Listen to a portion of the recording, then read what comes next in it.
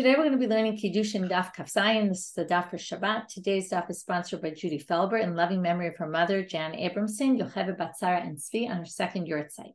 Women playing a significant role in Judaism was always important to her. Okay, we're going to get started, continuing with the question we asked yesterday about someone who acquires movable items at the same time they're acquiring non-movable items like land. And when they do a chazakah or a kinyan on acquiring, an act of acquiring the land, they can acquire the metaltalin as well. That was the basis of our discussion. It started with that, which was mentioned in the Mishnah. That's nechasim she'en lam achrayut, nechasim sheyesh lam achrayut. Things that have responsibility, a guarantee that goes along with them, are acquired with things that do not, items that don't have a warranty associated with them, or a guarantee, I should say, are acquired with things that do have, right? The first category is movables, and the second is land.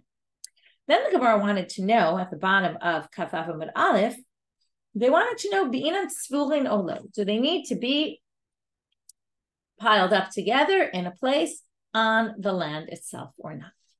So the Gemara says, brings different possibilities to try to answer, and we're now up to another potential answer at the bottom of Kaf Amud Bet. Tashma, let's learn from here.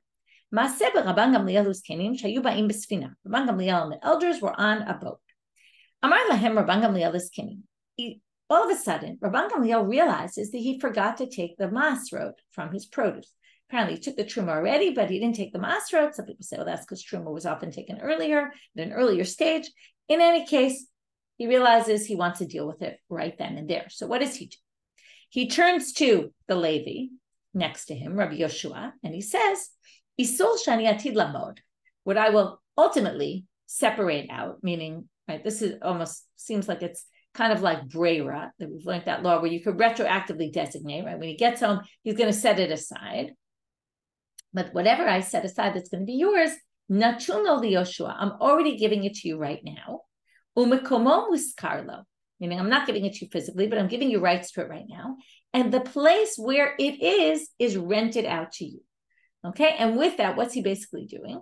He's basically saying, here, you give me some money to rent, a very small symbolic amount of money to rent the land.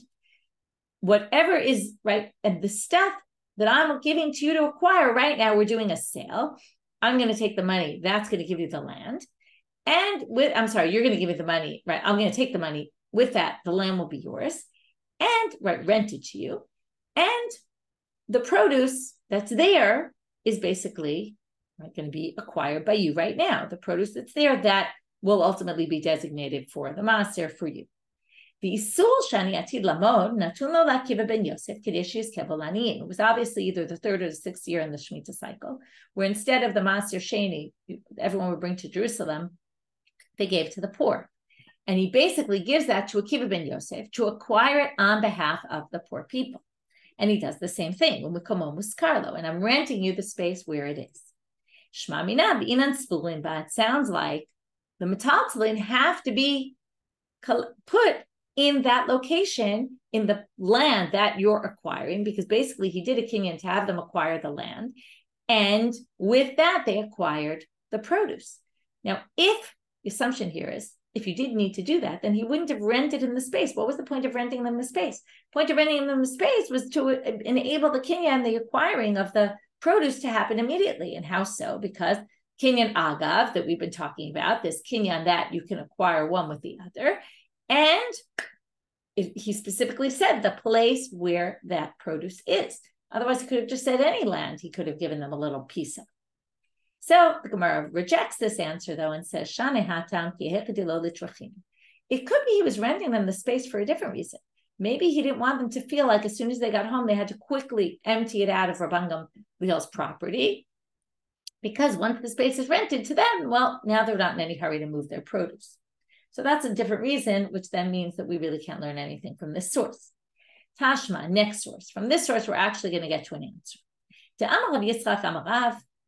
Amar Rava bar Yitzchak Amar Rav, Shnei Shtarotim. There's two different laws. There's a distinction between two different cases of a shtar. And we're going to make a distinction between two cases. The next opinion is going to say, I actually have three. And from the third, we're actually going to get to our answer. So right now, it doesn't directly have to do with our question. Zechu b'sadeh zo leploni. Vikit v'lo et hashtar. You want to give me land. You want to sell me land. So, but I'm not there. So you say to somebody else, go acquire this land, like I'm giving it to you, and go do some sort of, maybe act on it, chazaka, to show it's yours. So do work the land on behalf of me. So you're telling a third person, go work the land on behalf for me so that I can acquire the land. Vikit v'lo et hashtar. And also write a shtar to say that this land is theirs. Now, what do we need a shtar for if we're doing chazaka? So Rashi says the shtar is ra'aya ba'alma. The shtar is just that I have a document in hand that will say that it's mine, but it's not actually affecting the kinyan, because the kinyan is done by chazaka. So you basically tell someone, go into land, start working the land to show that the land belongs to Michelle, and also, in the meantime, write her a shtar. Now, so that she has proof in her hand that the land is hers. Then you change your mind and you say, listen, you know what? I don't really want to give her the property. Too late, because you did a chazaka, because the third party, did a chazaka already for me. But the shtar you could change your mind about, because the shtar is not connected to the acquiring. The shtar was just, like we said, ra'aya ba'alma. It was just so I have extra proof. And you decide you don't want to give it to me, you can renege on that. But if you say, Zechei b'sadeh zo leploni, al menat shetichtavu lo et hashtar, under the condition that you write the document, meaning go do the chazaka, but only if you're going to write the document. Now, if they haven't yet written the document, then you can change your mind about the shtar and the field. And you can basically change your mind about the whole thing, because both of them went hand in hand. Rav Chia bar Avin comes in the name of Rav Huna and says there's a third type. So the first two, as you said. Idach, here's a third case. Im kadam mocher v'katav lo et hashtar, k'ota sheshaninu, kotvin shtar lemocher, af al pi she'en lokeach imo. Let's work backwards. Let's start with what we learned, k'ota sheshaninu, as we learned. You can write a shtar to, let's say, I'm a sofer, and somebody comes to me and says, listen, I plan to sell my land to so-and-so. We haven't yet agreed, but I want you to write the shtar anyway right now. Okay, maybe you're doing it because you're strapped for time and you're worried that by the time you make an agreement with me, you won't be able to find a sofer. Maybe there's not a lot of people to write documents in your neighborhood. Whatever it is, you want to write this document even before we have an agreement. Now, it's a little bit weird. First of all, it's called a shtar mukdam. It's written with an earlier date. So that the commentaries have a solution for. Another problem is, what if the sale doesn't go through? Well, isn't there a concern that maybe I'll find the shtar, you lose it, I'll find it, and I'll say, oh, look, this is my land, even though it's not really my land. Well, since it's the seller who wants to write this document, even without my agreement, the seller can write it, or the seller can ask the sofer to write it, and the sofer can write it, even though maybe it'll fall into my hands and I'll misuse it, because maybe we didn't really do the sale yet. Because the seller obviously doesn't care about that possibility. The seller knows it's in the seller's worst, right? It's not in their best interest to do this, and yet they're doing it anyway. So therefore, we allow for this kind of thing. So now, like they said, let's go back to the beginning now. The third kind of shtar is kadam mocher v'katav lo et hashtar. So the seller comes and writes the shtar, as we learned that you can do, right? That you can write a shtar to the mocher, even though, right, the sofer can write the document for the seller, even if the buyer isn't there. Kevan shechzik imo bekarka. Now, let's say they write the shtar in some city, and then the seller comes to me without the shtar in hand, and the seller makes a deal with me about the land, and I go do a chazaka in the land. As soon as I do a chazaka on that land, the shtar becomes mine as well. Okay, now, so I can acquire that document wherever it is. Now, what do you see from here? Shtar, we assume, is movable property, because it is, right? And although we'll talk about that in a minute. And therefore, right, when I do some act of acquiring the land, the shtar gets acquired with me, even though it's not sitting in that land. So what do you see here? You see, Shema Mina lo b'inan sfulim ba. It doesn't need to be in the property for this to work. To which they answered, no, what are you talking about? Shane shtar de'afsera de'ara. The shtar is different. The shtar is like the reins, okay, reins of an animal. It's like the reins of the land, okay? What does that mean exactly? So Rashi says, like, right, the reins are where you hold it, right? It's like land, okay? It's basically, this is the way that the shtar, first of all, a shtar is not even, usually we say a shtar doesn't even have value. So maybe it's not even really movable property. And it's part and parcel connected to the land because it is, even if it's not sitting there in the land, it talks about the land. It's the handle of the land. That's what they're, right? The reins kind of hold the animal. The shtar holds the land in my possession.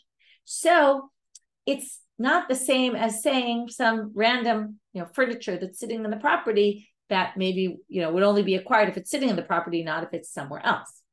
To which the Gemara says, and therefore we don't really view this as metaltalin, and we don't really view this as a proof, because this isn't really metaltalin at all. It's just kind of saying the land is yours. It's not really an item. And in fact, we've seen before when we talked about acquiring a woman through shtar, we said the shtar isn't actually worth anything. And the shavuot is when it's money. Shtar is something else. So then they say, what do you mean? How could you say this isn't metaltalin? It sounds logical, but ha'ala katani, it said on that source that we said before that you could write a shtar for the seller, even though the lokach is not there.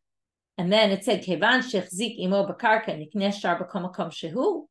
So it said about that,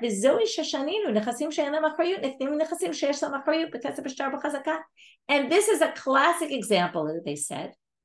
Tana said this. This is a classic example of movable property that's acquired with non-movable property.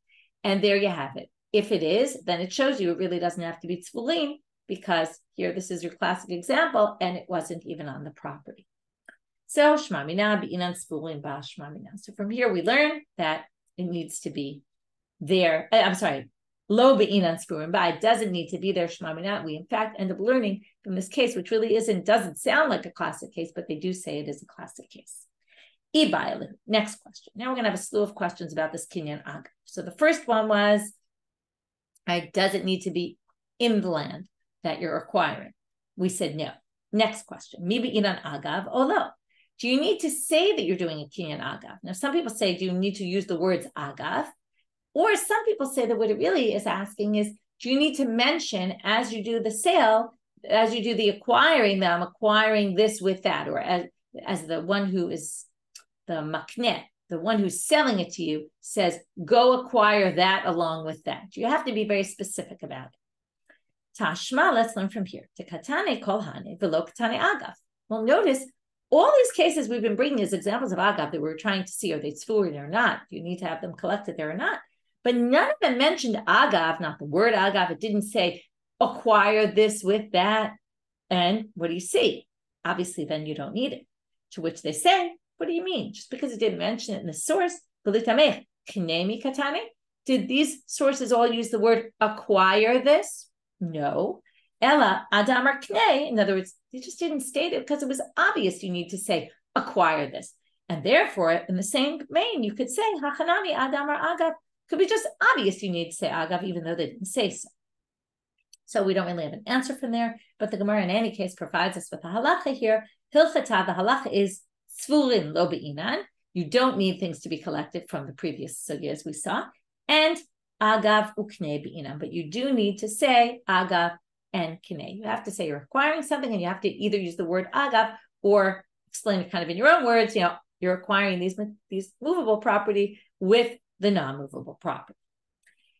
Ibailu, another question. We're going to have, like I said, a slew of questions here about this agav. Sadeh b'mecher u'metaltalin b'matana. If you have a field that you sold, and with that field that you're selling, you have movable property that you're giving as a gift to the same person. How does that work? Gift and sale, do they go together? Tashma, let's learn from here. Isur shani atid lamod nachun liYoshua u'mekomo muskar lo. This maser, what did Rabban Gamliel say in the first story we saw today, that I will give you further down the road, is given to Yoshua, and I'm giving the place will be rented to him. Now, the maser was a gift, and the land was being sold or rented. So there you see, you can combine them shmamina. Another question, a field to one, and at the same time you're having them acquire the movable property for somebody else. Does that work? To which they say, we also have proof of the Rabban Gamliel story for that. Tashma isul shani atid lamo natun l'Akiva ben Yosef kadesh yizkebo l'aniyim u'mekomo b'skarlo. So here he gave to Akiva, you rent the space, and the money will be for the poor people. So there you have it. The land is for him, and the money is for someone else. To which they answer two possible answers. My muskar l'maasel. Maybe you're saying it's rented for the poor people, right? For the maaser and for the people who are collecting it. Or alternatively, by ema, which means alternatively, shani Rabbi Akiva diyad aniyim hava. He is like the aniyim because he dealt with the money for the poor people, so he was acquiring it on their behalf. So the acquiring of it was done for the same person because in the end he was kind of acquiring also the land and also the stuff. Amar Rav. Lo shani. Now we talk. So we're done with the questions. We have four questions. First question was from yesterday. Do they need tzvurim? Second question, do you need agav and knei? Right? Or really the question was, do you need to say agav or something like it? Number 3, can you have a sale and a gift together? Yes. And question 4, can it be for one and for the other? And that we didn't really have a good proof for. Okay. Can you do acquiring for one and for one the field and for a different person the metalton? Can that go together? Amarav. Lo shanu ela shenatan demei kulam. Now he's going to qualify this halacha. When we say that I can acquire furniture with the land, it's only if I paid for the whole thing. I paid for the land and I paid for the furniture. Aval lo natan demei kulam. If I didn't pay for everything, lo kana ela keneged ma'otav. When I go and do the chazaka on the land, unless I only pay for the amount that covers the land, I only do the chazaka on the land, not on the furniture. Can't go for things that I didn't pay for yet. And remember, the money is not what makes the kinyan here. But if I haven't covered the cost of the metaltalin, then it's not included in the kinyan here. Tanya kavatei de Rava, and here we're going to have a braita that supports Rava. The beginning of this braita is not going to be connected yet. Only later on we'll see the connection. Yeah, this is one of those comparative sources where the braita is going to say, this is different than that in this way, and this is different from that in this way. Okay, so yafeh koach hakesef b'koach hashtar, b'koach hashtar b'koach hakesef. That's the topic sentence for the first part. Kesef, money, has a strength that a document doesn't have, and a document has a strength that money doesn't have. What is that? So yafeh koach hakesef, kesef has more power than money, has more power than a document because a kesef podimbo hekdesh shodu maaser sheni. Hekdesh and maaser sheni, you sanctify something to the temple, or the maaser sheni has to go. Right? What do? You redeem your fruits to bring them to Jerusalem, or you say I'm sanctifying something and then you redeem it with money. It can only be redeemed with money. You can't redeem it with an IOU and say, look, I owe you the temple money, and then you take the sanctity off the item. That doesn't work. And now masha'en came b'shtar, right? So that won't apply. It doesn't work with a shtar. Yafeh koach hashtar, but a shtar has more power than money. How so? We learned Masechet Gittin, hashtar motzi b'bat Yisrael. A shtar enables a woman to leave a marriage, but money doesn't. She can't buy her way out of marriage.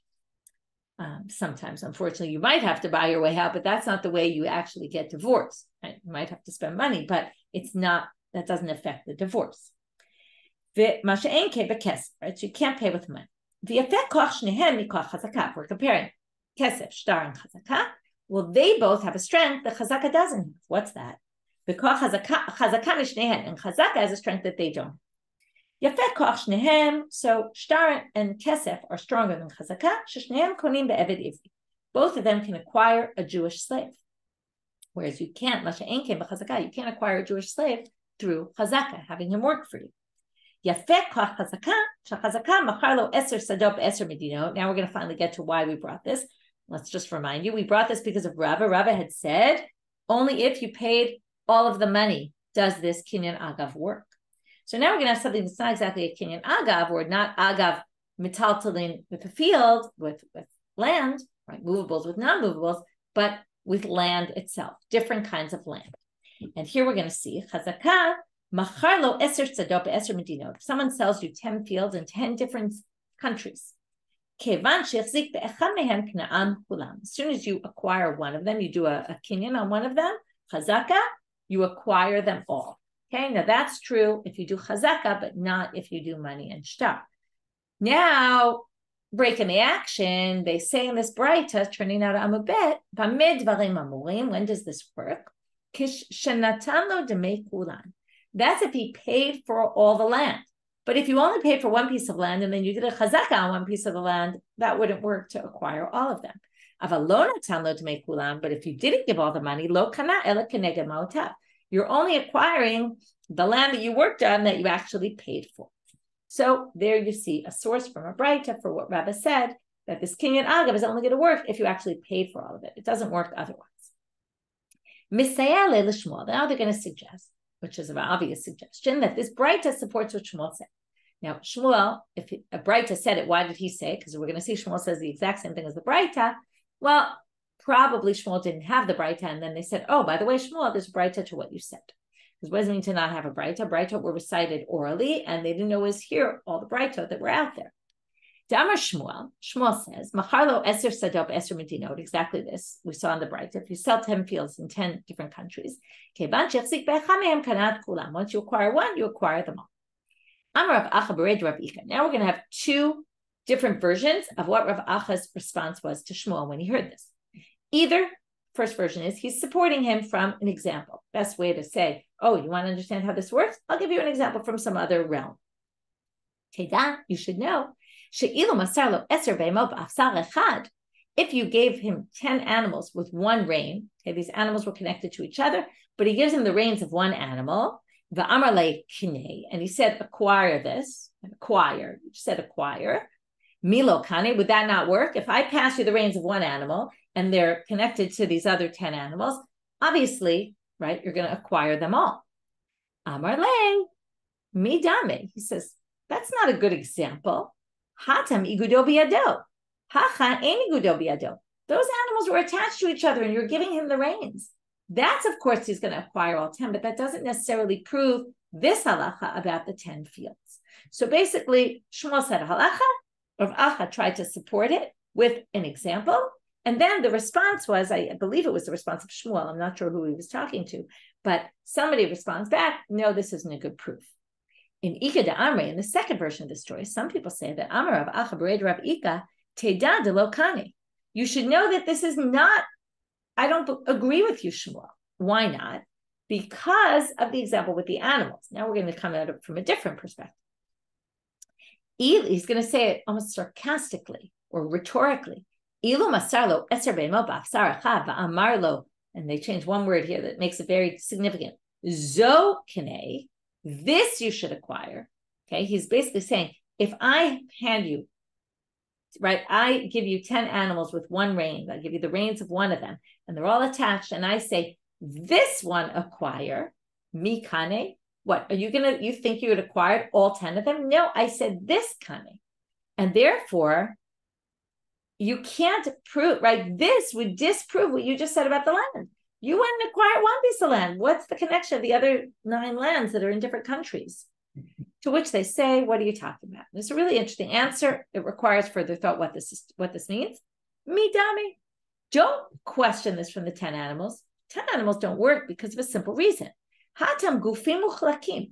I say take this one, and this one is distinct from that one and that one and that one. Even if they're tied together, these are different beings. They're different animals. Each one is separate. But hacha sadana da arachadu.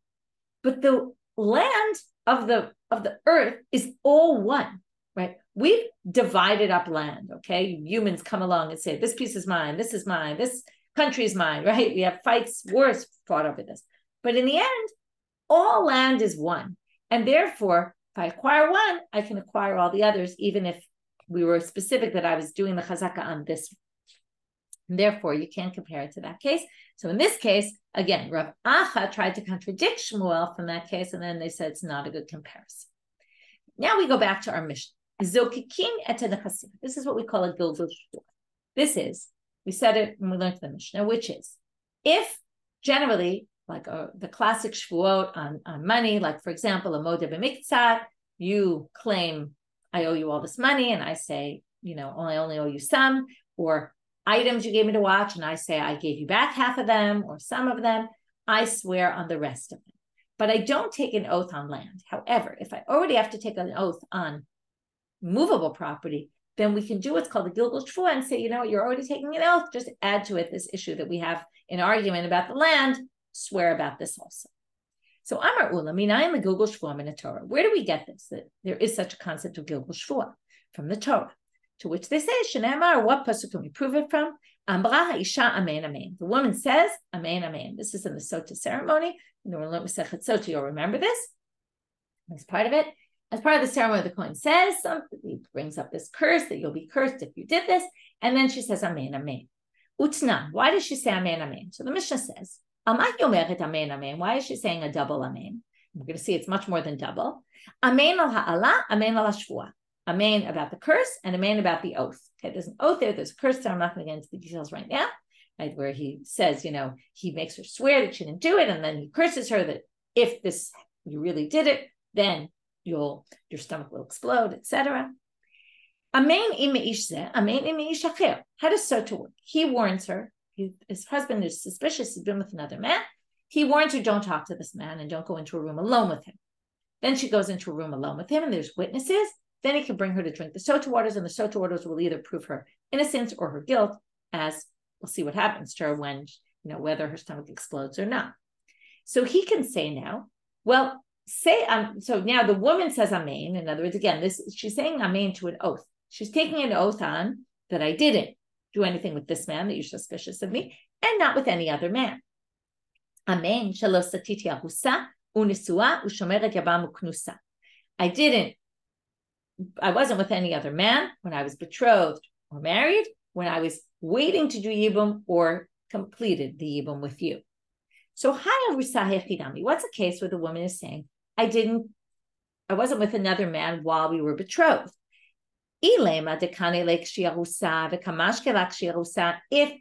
he warned her when she was betrothed only, and then he gave her the Sota waters when she was betrothed, we know that in Arusa and also the Shomeret Yabam, when you're waiting to do Yibum, they don't drink Sota waters in that stage. Sota waters is only because it says, my taima, tachat ishech amarachmana v'lecha. It says, kisati tachat ishech. Because this is part of the oath, she says, because you, went the wrong way, you veered from the way and were with another man, in place of your husband. Husband is lashon ishud of marriage, not of betrothal, and not of shomeret yabam when she's just waiting to do yibum. So those women don't drink the Sota waters. If the husband is suspicious, they don't get their ketubah money. Okay, he basically divorces her and she doesn't get her ketubah money, but she doesn't drink the Sota water. Ella, so if it can't be when she swears about this, I swear that I didn't do anything when I was betrothed. It can't be that he's bringing her to drink Sota waters when she's betrothed. What about this option? Ella dekanelak shiarusa. He warned her when she was betrothed. Nistirak shiarusa. And she was in a room alone with the man while she was betrothed. But kamash kelak shinisua. But he only makes her drink the Sota waters once they're already married. Well, mibad kalamaya. No, the waters won't work in this case. Now, there's all sorts of cases where the waters don't work. And one of the cases, what does it mean the waters don't work? It means if her stomach doesn't explode, it doesn't mean anything because her stomach's not going to explode no matter what, because we learn that the Sota waters don't work in certain situations. What would that be? Well, there's a pasuk that says, V'nikaha ish me'avo, and the man is free from iniquity.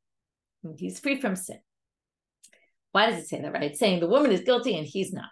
But it doesn't really need to add that. So they darch on this pasuk to say, Amar Rachmana, the Torah says, I remember there was a gefet on this. So if anyone wants to look back in Sota and learn the gefet, which is an in-depth short shiur on more in depth about this idea of that we're going to learn now that when the man, this concept, it's a very interesting concept, bisman shaha'ish menuke me'avon, mayim bodkim ishto.